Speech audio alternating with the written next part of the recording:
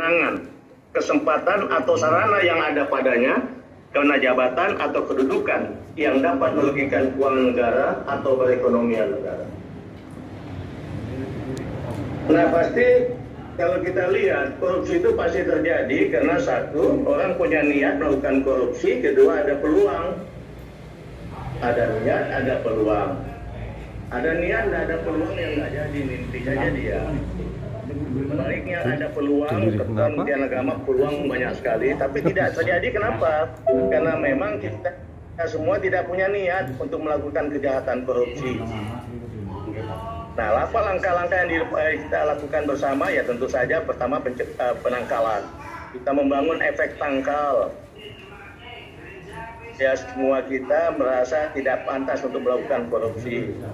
Kemudian melakukan upaya-upaya pencegahan utamanya dengan menyiapkan perangkat-perangkat lunak, menata organisasi secara baik. Kita bangun betul-betul sistem pengelolaan yang baik sehingga peluang untuk korupsi tidak ada. Itu merupakan satu hal untuk pencegahan. Yang ketiga tentu saja kalau sudah terjadi kita lakukan upaya penindakan. Bisa saja dengan jatuhan hukuman disiplin di lingkungan lembaga kita. Bisa juga tentu bisa diangkat ke KPK dan diputuskan oleh hukuman pengadilan korupsi.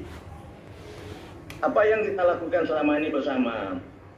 Saya selalu menggarisbawahi, kita semua ini di Kementerian Agama ibarat orang memakai baju putih. Noda sekecil apapun akan kelihatan dari jauh. Apa maksud saya dengan ini atau maksud kita bersama? Ini untuk membangun daya tangkal kita. Bahwa kita janganlah korupsi, sekecil apapun jangan lakukan, karena kelihatan dari jauh. Orang bilang ya, apa Kementerian Agama kok korupsi begitu ya, atau Kementerian Agama kok boleh bermimpi untuk ngambil duit dan lain sebagainya. Jadi selalu yang saya gandungkan dan kita dengungkan bersama bahwa kita ini ibarat orang memakai baju putih, sekecil apapun noda akan kelihatan dengan jelas. Apa yang kita lakukan dia jangan sampai kena noda, itu aja. Nah, korupsi juga banyak terjadi, selain juga karena memang orang itu punya niat melakukan korupsi untuk kepentingan dirinya. Kadang-kadang untuk membalas budi dalam tanda petik, yang memang seharusnya tidak boleh balas budi dengan uang.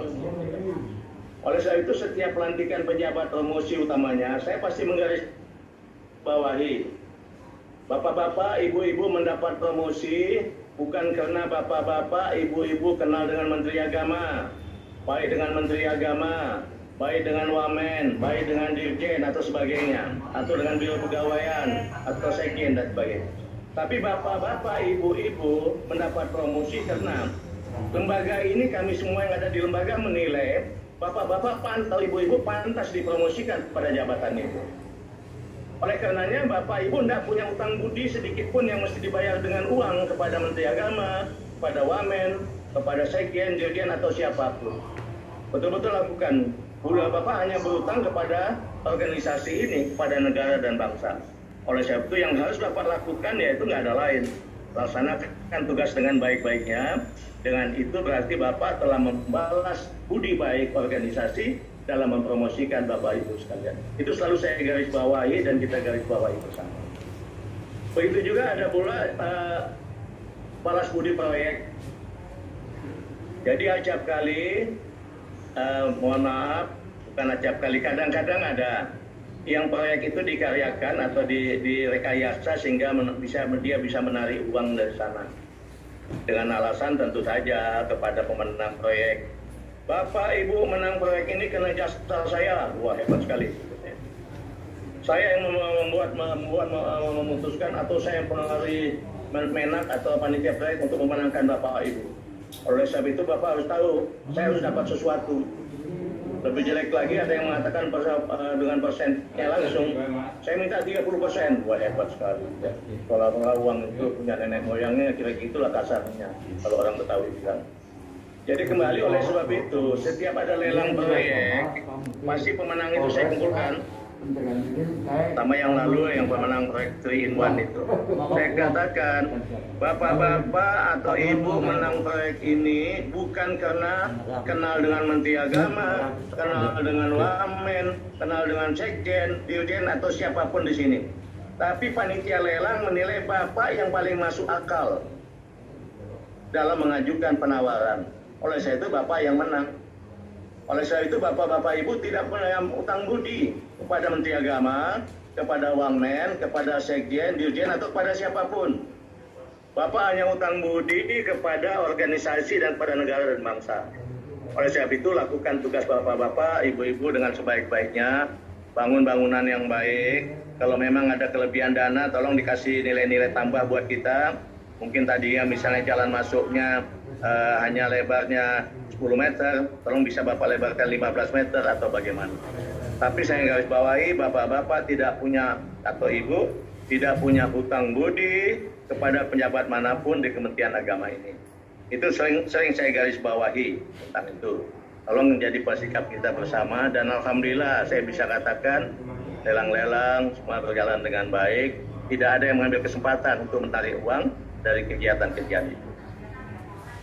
Lain hal yang selalu kita garis bawahi tentang lelang bermasalah.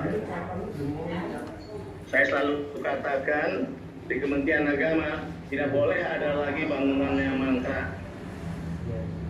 Kalau mangkrak berarti ada hengki-pengki. Kalau nggak ada hengki-pengki nggak mungkin mangkrak dia. Oleh sebab itu lelang betul-betul dilakukan dengan baik. Jangan ada hengki-pengki. Saya malah sudah menggarisbawahi kepada Kanwil, Rektor, dan sebagainya. Betul-betul kalau sampai ada bangunan mangkrak, hampir pasti ada hengki-pengki. Dan Anda pasti saya akan copot sambil untuk kita ambilkan langkah-langkah lanjutan. Kita tidak mau ada hengki-pengki di dalam agama. Dan juga bukan hanya masalah di bangunan saja. Tentu saja banyak peluang-peluang yang kalau kita tidak baik, kita pasti terlibat dalam hengki-pengki. Dan itu bukan merugikan organisasi, juga merugikan orang banyak. Contohnya misalnya, yang mudah-mudahan tidak terjadi.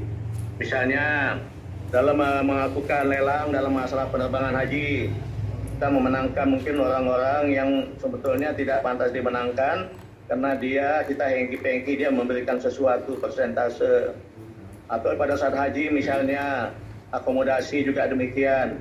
Orang melihat, loh akomodasinya kok mahal seperti ini, padahal di tempat lain yang lebih bagus, lebih nggak semahal ini dan sebagainya. Itu hengki-pengki itu, korupsi itu juga luar biasa dosanya. Kenapa? Karena dia melakukan korupsi seperti itu menyebabkan ongkos haji naik. Padahal orang untuk menaik haji itu mengumpulkan uang setengah mati, nabung bertahun-tahun begitu ya untuk bisa naik haji. Nah kalau diharapkan kan ongkos haji serendah mungkin. Tapi kalau dia memang naik secara wajar ya nggak apa-apa. Tapi kalau naiknya kena ada hengki-pengki, ada korupsi, wah itu sangat-sangat berdosa besar kita semua. Kita paham kita punya 5 nilai dasar. 5 nilai dasar ini juga semuanya betul-betul mencegah kita melakukan korupsi. Bagi contoh, 1, nilai dasar kita takwa, iman takwa. Ya orang imannya sama baik kok, takwanya bagus kok korupsi, pasti enggak. Nanti saya cerita juga tentang pendekatan agama ini dari aspek mantap. Kedua, integritas. Orang punya integritas itu berarti dia secara utuh bersikap baik dan berpenampilan baik. Nah, tidak mungkinlah orang punya integritas tinggi dia korupsi. Kemudian ketiga, profesionalitas. Kalau orang profesional kan dia betul-betul punya tanggung jawab atau tinggi terhadap tugasnya, tuntutan profesinya, tidak mungkinlah dia korupsi.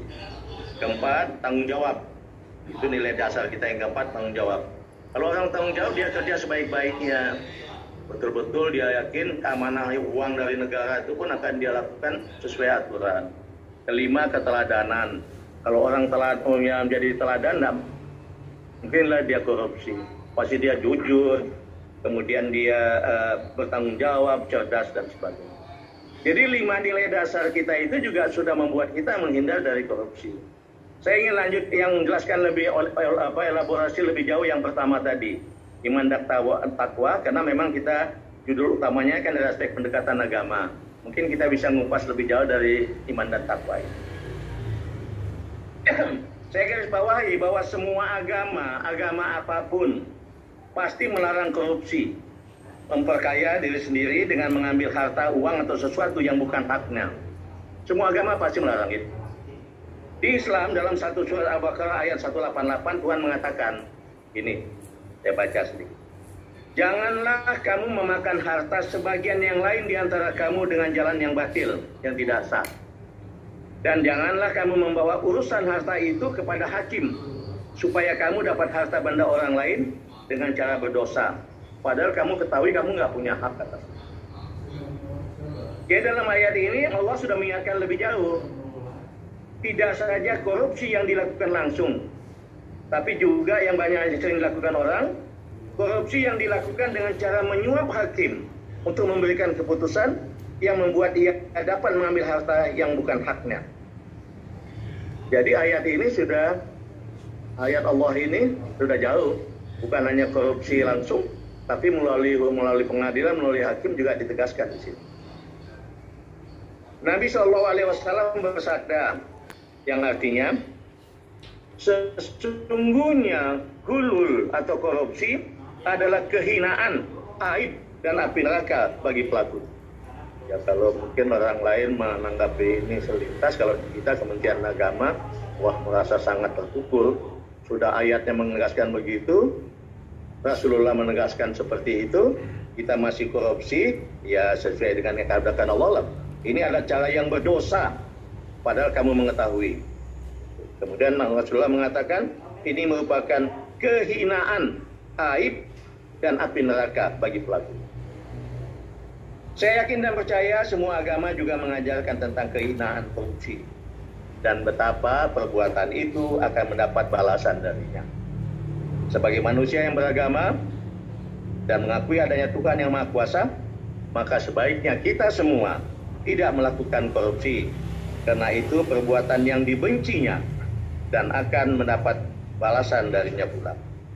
Pasti balasan itu akan kita dapat di akhirat kelak, tetapi tidak mustahil dan cukup banyak kejadian balasan itu diberikan Tuhan sejak masih di dunia dengan mengungkapnya kepada aparat hukum, dan kita mendapat hukuman yang mendera kemerdekaan kita dan memalukan kita di hadapan publik. Sayangnya istri dan keluarga kita juga ikut menang. Kali saya berbahagia sekali bahwa korupsi sangat-sangat langka di Kementerian Agama. Mudah-mudahan itu kita pegang teguh bersama. Itu hal yang dapat saya sampaikan pada kesempatan ini. Semoga acara seminar virtual ini menghasilkan masukan berharga untuk Kementerian Agama, khususnya terkait dengan upaya dan langkah-langkah nyata dalam pencegahan perilaku korupsi di lingkungan Kementerian Agama. Akhir kalam, selamat berseminar dan berdiskusi lebih lanjut. Umat jujur, Indonesia makmur. Billahi taufik wal hidayah. Assalamualaikum warahmatullahi wabarakatuh.